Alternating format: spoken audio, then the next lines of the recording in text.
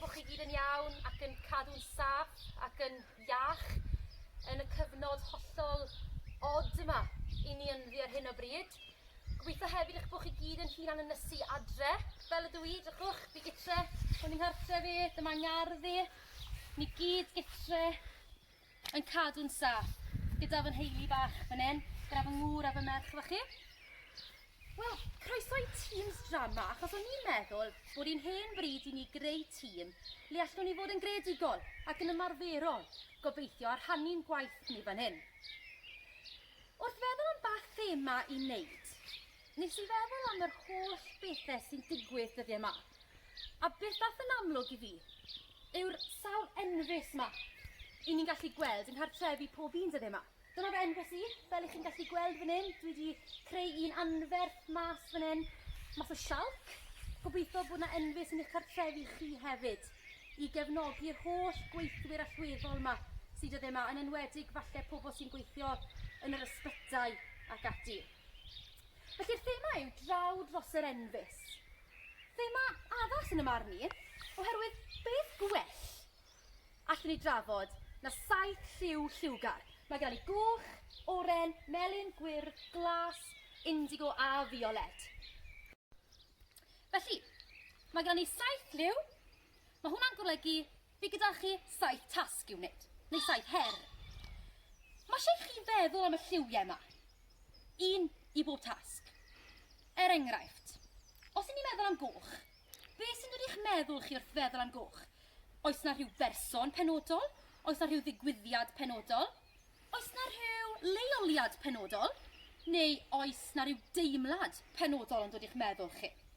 Beth bynnag sy'n dod i'ch meddwl chi wrth feddwl am y lliw yma, chi yn mynd i wneud rhywbeth yn seiliedig ar hynny. Felly, chi siwr yn meddwl be mae hon o siarad am bwyty? Wel, enghreifftiau o hyn yw, os ydw i'n meddwl am goch, dwi'n meddwl am dan, dwi'n meddwl am waed, am gariad, am gasineb, efallai diafol, unrhyw beth. Ond os nawn ni ddefnyddio'r enghraifft cariad, dwi'n disgwyl i chi wedyn i wneud rhywbeth yn seiliedig ar gariad. All fod yn unrhyw beth. Fe fydda i yn rhoi rhestr o'r holl bethau posibl ar ein tîm drama ni, ar eich gyfer chi.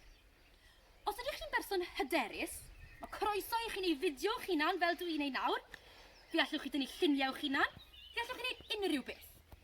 Ond i'r rhai ohonoch chi sydd falle ddim mor hyderus, a ddim moyn ffilmo'ch hunan, mae croeso i chi wneud unrhyw dasg ar ddarn o bapur, ar gyfrifiadur, beth bynnag sy'n siwto chi. Fe all fod yn actio monolog, lluniau llonydd, cynllun coryn yn llawn teimladau'r person neu'r cymeriad hwnnw. Fe allwch chi hyd yn oed defnyddio'r app Wordle os ydych chi moyn, i gynnwys yr holl ansoddeiriau posib. Allwch chi wneud unrhyw beth, ysgrifennu sgript neu deialog, mae lan i chi. Bydd angosau cwpl enghreifftiau i chi yn y man. Ar ôl gwneud hwnna, dwi'n disgwyl i chi wedyn i uwchlwytho fe ar ein tîm ni. Fe fydd gan bob un ohonoch chi cof lyfr unigol, i gofnodi'r holl bethau i chi'n mynd i wneud yn seiliedig ar draw dros yr enfys, ar ein enfys ni, neu ar eich enfys chi hyd yn oed. Cofiwch, sky's the limit, fel maen nhw'n gweud yn Saesneg. Allwch chi wneud unrhyw beth chi moyn. Drama yw hwn, byddwch yn greadigol. Reit, cwpl enghreifftiau i chi fan hyn. Os nad ydych chi'n berson hyderus ac yn moyn perfformio monolog, sef actio'r ben eich hunan, neu perfformio rhyw ddeialog gyda rhyw aelod o'r teulu a'i ffilmio fe, mae croeso i chi fel wedes i ddefnyddio papur a pensil neu'r cyfrifiadur. Felly un enghraifft yw geirfa.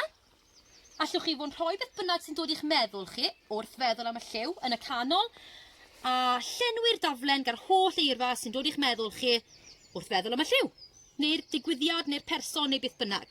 Yn amlwg, dwi ddim di llanw'n fi a fi yn disgwyl i chi i lenwi'r daflen lot fwy llawn o honna. Enghraifft bach arall yw i ysgrifennu sgript neu ddeialog. Os na chi'n siŵr o siwt mae ysgrifennu sgript, mae gyda fi fan hyn y cyfarwyddiadau i chi ar meini prawf llwyddiant ar sut mae ysgrifennu sgript llwyddiannus. Hefyd, mwy na thebyg mae yna ddigon o adnoddau ar y we i'ch helpu chi os oes angen. Dyma enghraifft o sgript wedyn, sef deialog rhwng dau berson neu fwy os ydych chi moyn gwybod beth mae fe'n edrych fel. Iawn? Syniad bach arall ges i rhwng noson wrth ddarllen stori Nel Cymru'r Gwely oedd i ddefnyddio felly gwrthrychau, sef pethau sydd o amgylch i'ch cartref chi.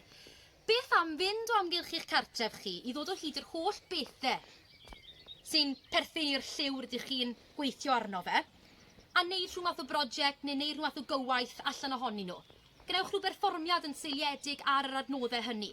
Byddwch yn greadigol, mae'n hollol ran i chi. Cofiwch, draw dros yr enfys yw'r thema, a'ch enfys chi. Byddwch yn greadigol. Enghraifft arall yw wneud proffil cymeriad, a fel ych chi'n gallu gweld, dwi ddim yn arlunydd.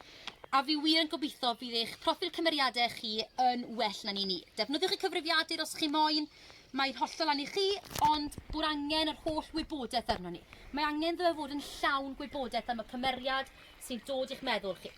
All fod yn gymeriad o opera sebon, rhyw ffilm, neu all fod yn gymeriad dychmygol. Enghraifft bach arall sydd gyda fi chi fan hyn yw enghraifft ar Wordle. Dwi wedi creu siap calon yn llawn ansoddeiriau sy'n berthnasol i gariad, achos cariad ddath i'n meddwl i wrth feddwl am coch. A dyna ni, yr holl enghreifftiau dwi wedi cynnwys fyna, ond cofiwch i edrych ar tîm drama, achos bydd yna llwyth o enghreifftiau eraill o bethau allwch chi fod wneud gyda fi chi fyny. Felly gobeithio bod yr holl enghreifftiau na dwi newydd ddangos i chi o help, ond cofiwch, os oes yna unrhyw broblem i gysylltu â fi, neu unrhyw un o'r athrawon drama, sef Miss Hatcher neu Mr Trefathen, dwi'n siŵr byddan nhw mwy na fodlon helpu chi. A chofiwch, byddwn ni'n dysgwyl o leiaf un tasg bob wythnos gan bawb, ond mae lan i chi ym mha drefn ydych chi'n gwneud y lliwiau yma. Mae yna 7 dasg. Pa un sy'n eich ysgogi chi'n gyntaf? Pa bynnag un i chi moyn, mae lan i chi. Mwynhewch bawb!